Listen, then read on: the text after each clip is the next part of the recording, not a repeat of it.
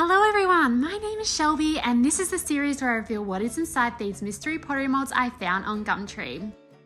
Hello and welcome to Mould 88. How are we this week? I hope we have had a great one. Welcome back to another episode. Here we have a smaller mold. We have two holes. One has a larger opening than the other, which I don't know if you can kind of make out what these pieces might be, but it is a little tiny litter jar. But not only is it a tiny litter jar, it is a ladybug jar. It's got a ladybug top and then a plain simple base, and this has me squealing. This is so adorable. I love this. It could have been a plain jar with a plain lid, but it has this gorgeous little bug on the top. I love that it's not very textured. Again, I can add lots of color on the base of the jar, but also play around with different color combos on the top. So first off, I start by trimming up the piece, so cutting away the excess. When I do the first pour, I don't always know how long to let the mold to set for this piece in particular. I let it set for too long, so it's a bit thick, so I had to trim away some of those edges. Here is a look at the mold. It doesn't have anything identifying it really, except for that C390. So sorry, I don't have a brand name. And I decided to pour lots of these because I had this whole idea to do this sort of like scurrying stop motion into the kiln. This was for like a shorter form content, so I'll be posting that soon after this video. But I just saw them and I was just like, oh, imagine them all little scurrying across the table and things. So I decided to make lots of them. So I poured this mold like months ago for the first time, and I really wanted to reveal it ages ago, but I needed more. I had to get all of them ready so that I could reveal them all at once. As you saw before, I had to pick out 14 individual colors for the 14 little ladybugs I made. I think it was 14. Anyway, I picked out all the colors, and the way I am planning out these designs is each sort of main color of the beetle will be each of the colors, and then I'll mix and match the other colors to match in or to play around with all these different color combinations. And then the base part, so not the lid but the base that goes with the lid, I am doing some little floral illustrations underneath that match the color palette of the lid. It's not super groundbreaking, but I love that you can have fun with so many different color palettes and aesthetics. You can make these really creepy, you could add more detail to them, but because I'm doing such a massive amount of them, I am literally production painting at this point, because I have to do 14 of them this week to make this little stop motion-y thing that I want to show of them scurrying along the bench or into the kiln. As I was looking at these little beetles before, I had added those little white little dots that I do to make my eyes my signature.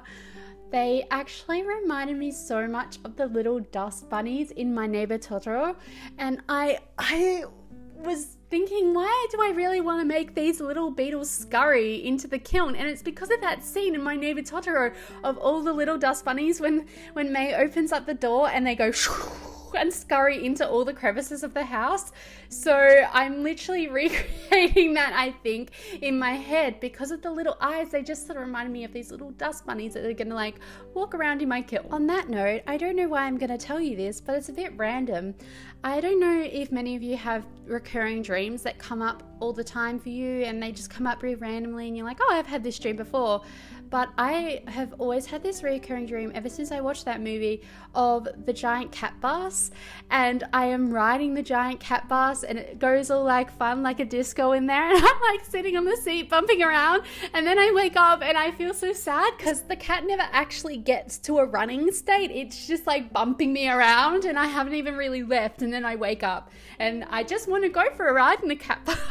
It sounds so ridiculous, but that's just one of my weird recurring dreams. I don't know if you have some strange recurring dreams that happen really randomly, or whether you even look up your dreams. I often look up my dreams and a lot of the time they don't make sense, but sometimes I find it so interesting when you have these really weird things happen in them and you're just like, why did that happen?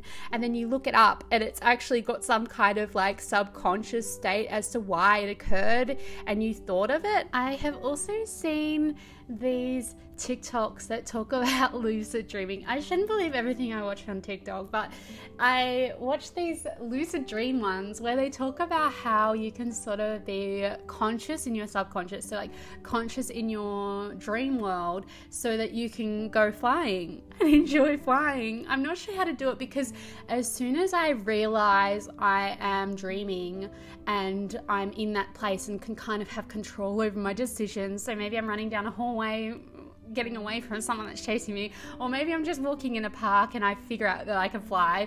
It's two ends of the spectrum, one very horrific and one very dreamy and relaxing. But on that note, by the time I realize I can make the choice and it's like my body, you know, in the dream, I wake up. I don't know if anyone else does that, but I just instantly wake up and I'm like, dang it, I could have felt what flying felt like.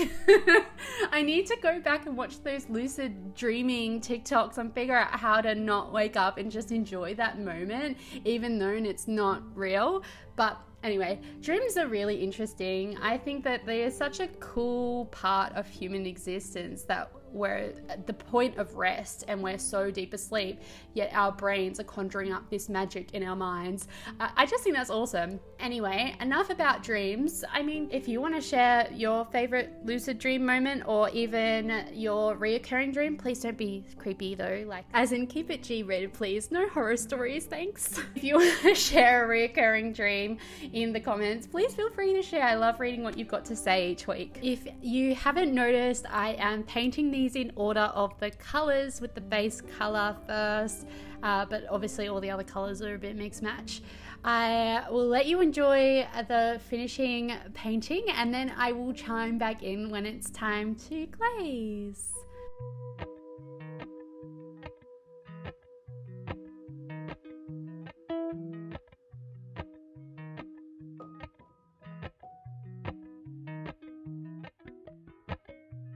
Appalachian sunrise meets my skin. Even with my eyes still closed, I can feel it coming in. Golden, golden, I'll follow only golden, golden, golden, golden things.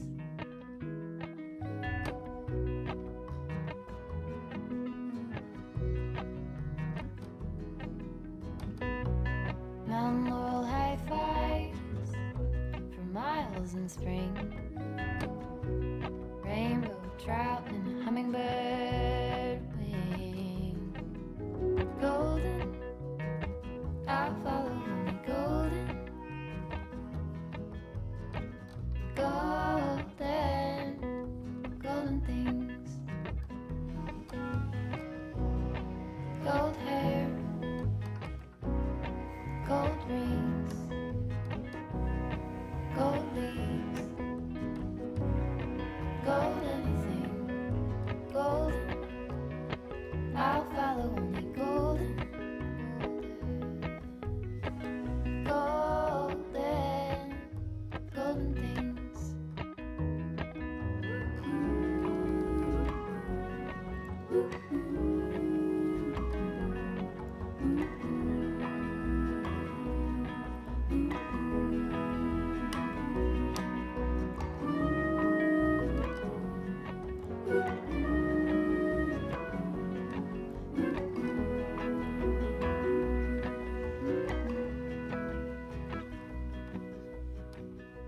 Walk up the river by my son.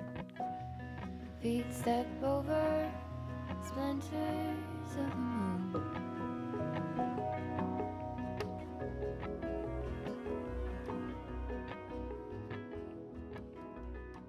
Okie dokie, time to glaze. So I dunked the little lids into the glaze and then I did the little pots. Because the way they will shrink in the kiln, I need to put the lids with the matching bottoms, so I'm doing one at a time.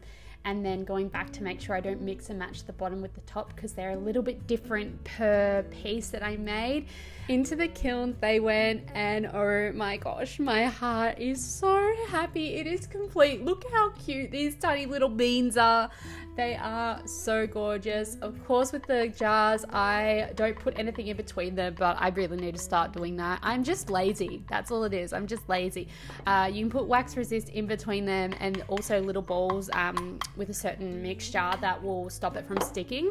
So here is a satisfying moment of just sort of tapping them open. I'm not actually whacking this hard. It just sounds and looks really aggressive.